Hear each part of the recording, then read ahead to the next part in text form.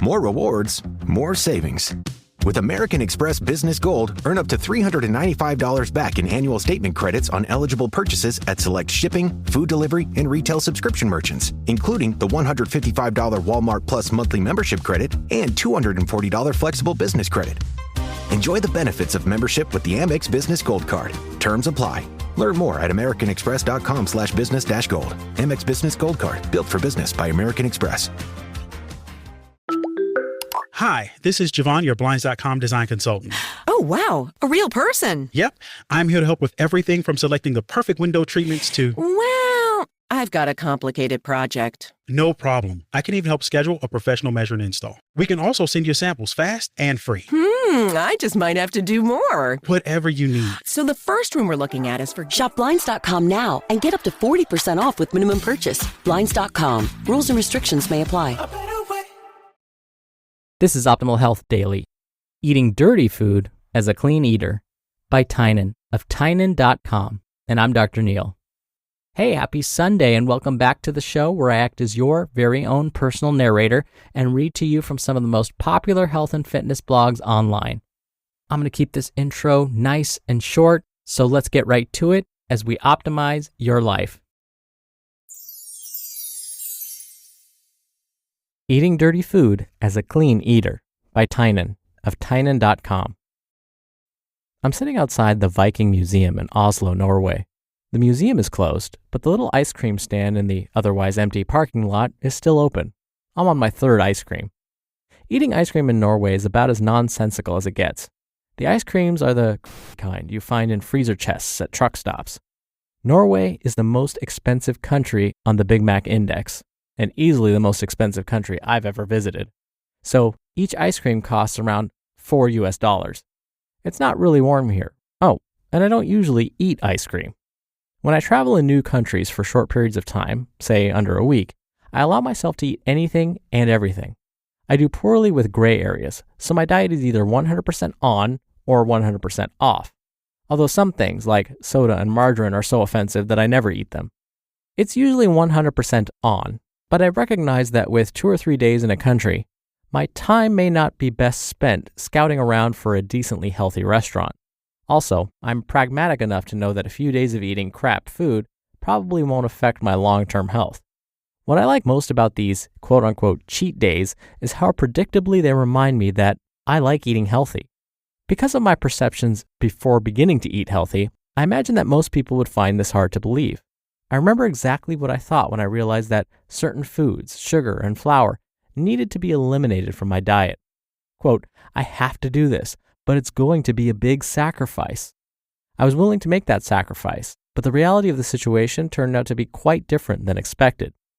So for people interested in understanding what it's objectively like to eat healthy, or for those trudging through the acclimatization process, I figured I'd offer a few paragraphs describing what it's actually like. There are sacrifices to be sure, although they aren't what I initially expected. The biggest downside is convenience. Your restaurant options go from roughly every restaurant in the city to less than 5. You usually just can't get a meal on the go. You have to go out of your way.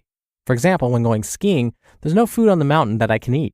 So I have to make sure that I eat before skiing and then drive 10 minutes away from the mountain afterwards to the one healthy restaurant in Tahoe.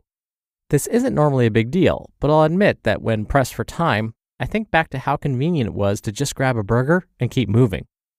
The other notable downside is that you become an inconvenience to your friends. If they want to eat with you, they have to go out of their way to one of your restaurants. Luckily, these healthy restaurants tend to be good enough that even unhealthy eaters will enjoy them, but you still extend the inconvenience of limited selection to your friends. Enjoyment of food isn't the liability I thought it would be. After my 5 days of eating garbage in Oslo, with the greatly appreciated exception of delicious Arabic food prepared by our friend Noor, we took the train to Stockholm, where Todd found a vegetarian buffet. The best analog for the feeling of eating healthy food after a period of eating dirty is to say that it's like getting into bed after a long day of running around. Just as you don't realize how tired you are until you hit the pillow, you don't realize how much you love healthy food until you take that first bite of spinach lentil soup. Our whole meal of beans, vegetables, and little else was punctuated with us vocalizing how good the food was, almost involuntarily. The first bite of junk food tastes good, even to someone accustomed to healthy food. The second is okay.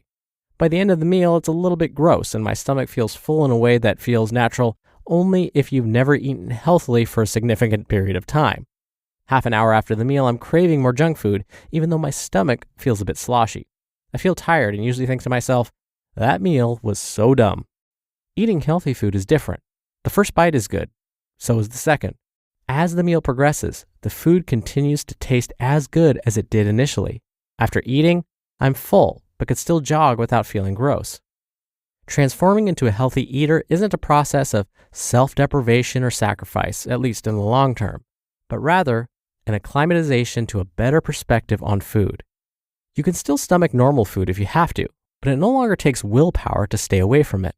All it takes is eating it occasionally. You just listened to the post titled, Eating Dirty Food as a Clean Eater by Tynan of Tynan.com, and I'll be right back with my commentary.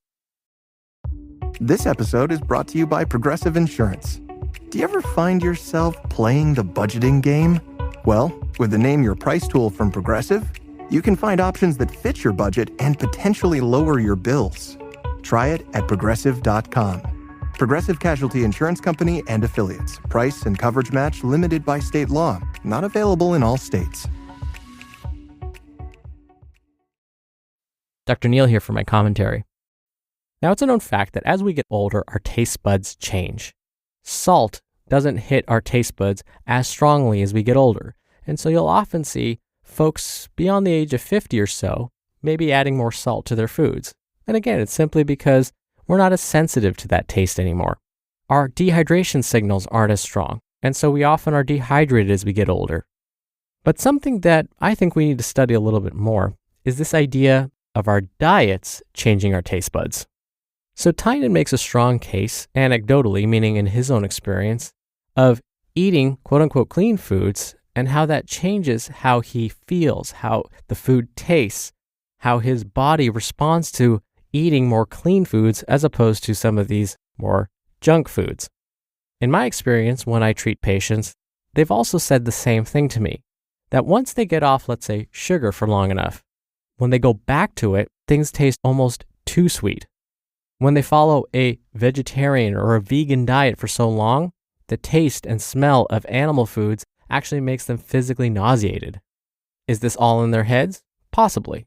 And that's why I think we need more research to know.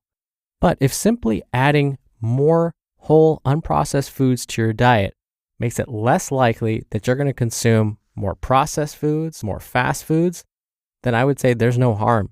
There's no harm in thinking that maybe your taste buds have changed for the better, that junk food doesn't taste as good anymore. All right, that'll do it for another edition of Optimal Health Daily. Thank you as always for listening, and I'll see you back here tomorrow where your optimal life awaits.